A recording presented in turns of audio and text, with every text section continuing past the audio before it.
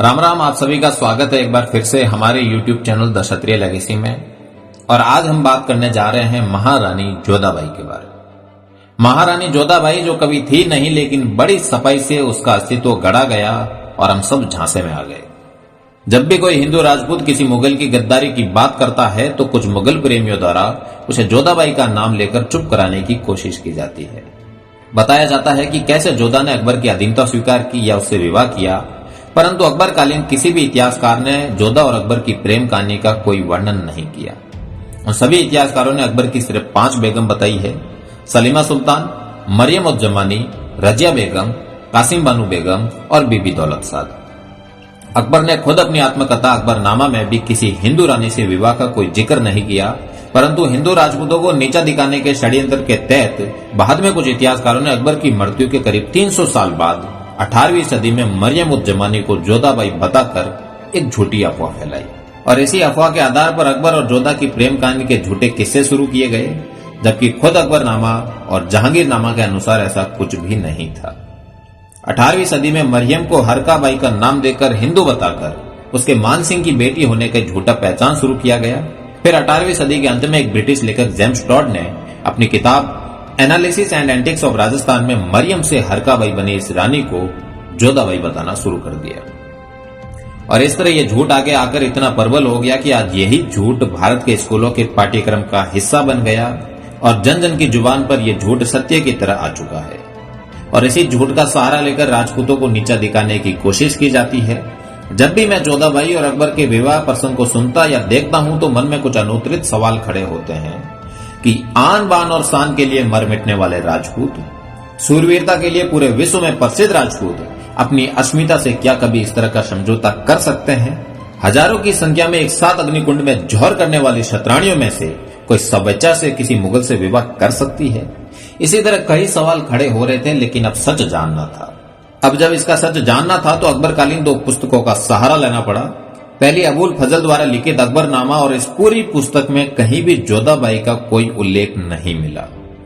दूसरी अकबर के बेटे जहांगीर की आत्मकथा तुजुक के जहांगीरी, और इसमें भी जहांगीर ने कहीं भी अपनी मां जोधाबाई का एक बार भी जिक्र नहीं किया। कुछ स्थानों पर हीर कंवर और हरकाबाई का जिक्र था। अब जोधाबाई के बारे में सभी ऐतिहासिक दावे झूठे समझ आ रहे थे। कुछ और पुस्तकों की जानकारी के पश्चात हकीकत सामने आई कि जोधाबाई का पूरे इतिहास में कहीं कोई जिक्र या नाम नहीं है।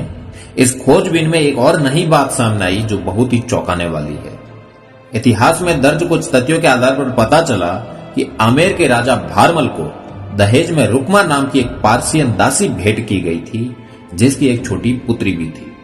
रुकमा की बेटी होने के कारण उस लड़की को रुकमा बिटी नाम से बुलाते थे। आमेर की महारानी ने रुकमा बिटी को हीर कुंवर नाम दिया, चूंकि हीर कुंवर का लालन पालन राजपुताना में हुआ, इसीलिए वह राजपूतों के रीति रिवाजों से भली भांति परिचित थी। राजा भारमल उसे कभी हीर कुंवरनी तो कभी हरका कहकर बुलाते थे।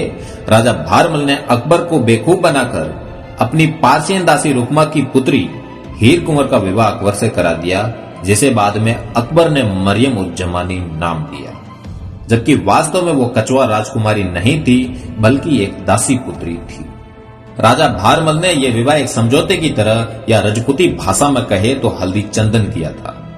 इस विवाह के विषय में अरब में बहुत सी किताबों में लिखा है कि हमें इस निकाह पर संदेह है। ईरान के मल्लिक नेशनल संग्रहालय एंड लाइब्रेरी में रखी किताबों में से एक भारतीय मुगल शासक का विवाह एक पारसियन दासी की पुत्री से करवाए जाने की बात लिखी है। अकबर महुरियत में यह साफ साफ लिखा है कि हमें इस हिंदू निकाह पर संदेह है, क्योंकि निकाह के वक्त राजभवन में किसी की आंखों में आंसू नहीं थे और न ही हिंदू गोद भराई की रस्म हुई थी। सिख धर्म गुरु अर्जुन और गुरु गोविंद सिंह ने इस विवाह के विषय में कहा था कि क्षत्रियों ने अब तलवारों और बुद्धि दोनों का इस्तेमाल करना सीख लिया है, मतलब राजपूताना अब तलवारों के साथ बुद्धि का भी काम लेने लगा है। 17वीं सदी में जब पारसी भारत भ्रमण के लिए आए तब अपनी रचना पारसी तीता में लिखा, ये भारतीय राजा एक पारसियन वेश्या को सही हरम में भेज रहा है, अतः हमारे देव अहुरा मजदा इस राजा को स्वर्ग दे।